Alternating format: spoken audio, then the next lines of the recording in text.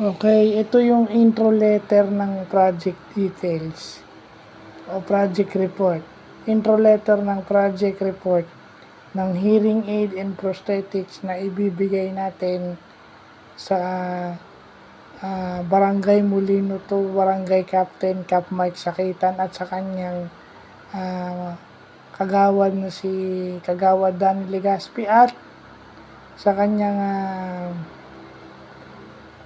sekretary na si Sec Genesis Ventura. So intro kasi sa ibang sa ibang page na yung project detail. So inilagay ko lang dito kung sino yung list ng providers. Dalawa lang naman yon. Siyempre yung mga drivers na tumulong sa atin sa pag-a-assist sa mga pasyente na si Ate Roda Bustamante at saka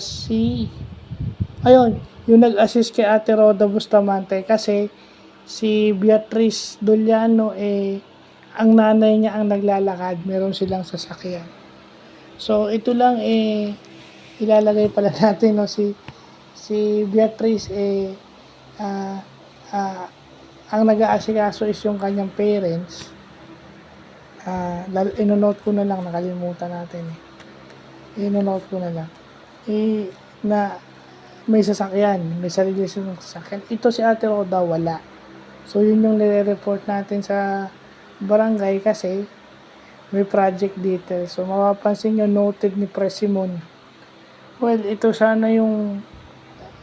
raw yung hopefully, no? Sana ito yung sasabit niya sa federation. And then ano ba ang tawag dito?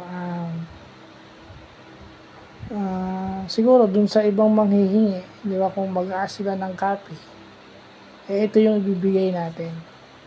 So yun lang po.